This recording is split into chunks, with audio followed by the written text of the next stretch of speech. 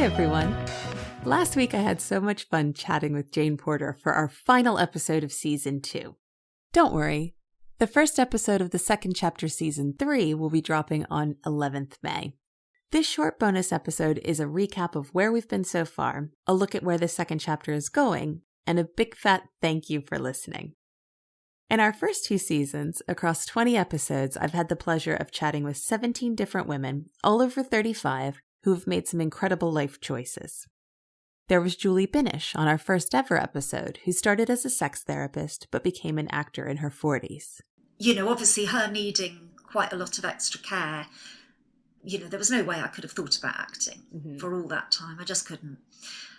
And then when they were older, they were, you know, not needing so much of me, I plucked up my courage and I went along to my local theatre and I auditioned for a local production. Julie is warm and funny and well worth a listen if you haven't already. I spoke with London tube driver Lola Keeley, who suffered from depression after spending so much time alone and underground, and who eventually emerged into the light as a novelist and TV writer. I guess, for all I've joked about, you know, not planning and stuff, I think so many people still find change scary, and I think we're kind of programmed to. But honestly, it's rarely as impossible as it looks. You can effectively throw things in the air and see where they land. And it won't always be easy, but I think sometimes people just need a nudge from somewhere. And if that, you know, comes from hearing some random person say it, then we do only get one life, like you said. And if there's something you're just dying to try, then if you can make it happen, just absolutely go for it. Melissa Davey showed us it's never too late when she discussed leaving her job at a traditional retirement age of 65, only to become a filmmaker.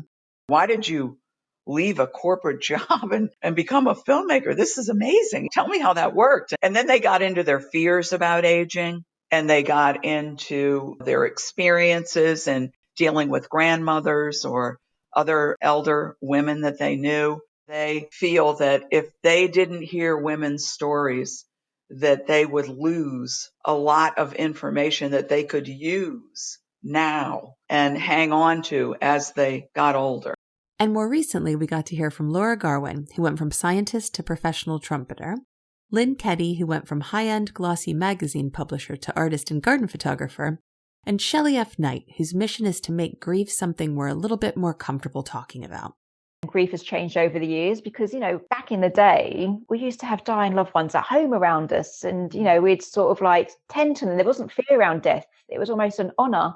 And only really in this last century that we've seen hospices and hospitals, and we've given our loved ones to like a clinical setting, and there's been like medical advancements and things like that, so we can prolong death almost. So we're having like a clinical death rather than a natural death. There's been so much change. And with that, we grieve differently. Hopefully you've had a chance to listen to all of our episodes, but if not, these are just a few of the fantastic stories we've heard. Get listening. And we're starting next season with a bang, or actually a song. Singer-songwriter Laura Kelly is joining me, in addition to telling her story, is treating us to a private mini concert that I can't wait to share with you.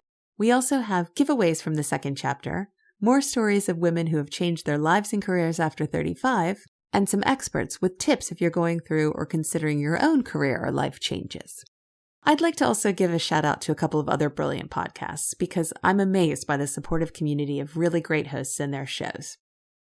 If you can't get enough of empowering stories of change a bit later in life, I can recommend the Creativity Found podcast. It's conversations with creatives who have found or refound their creativity as adults. And for more uplifting of women's voices, the Pod Broads, a show featuring women in podcasting. And there are a lot of us, but somehow the men are still making most of the money and are 2/3 of the hosts on major networks. Host Alexandra wants to change that. And if the second chapter isn't enough for you and you want to hear more from me, I'm the first ever guest on Footprints, a new podcast by my lovely friend Bradley, which is releasing on the 22nd of April. He talks important issues, but he also highlights music and a few other surprises, so have a listen. Finally, I just have to say thank you. The show is growing and I wouldn't be anywhere without you, the listeners. I'd love to hear from you personally, so send me an email or message me at thesecondchapterpodcast.com. Let me know if you'd be a great guest. Tell me who I should talk to next. Send your feedback or just say hi. And as always, Tell a friend about the second chapter. We're not like those big major network podcasts with massive marketing budgets, so your word of mouth is the very best way to get people listening and hearing women's stories. Woo! So, all of the love to you, and I look very forward to being back in your ears on 11th May. Thanks for listening.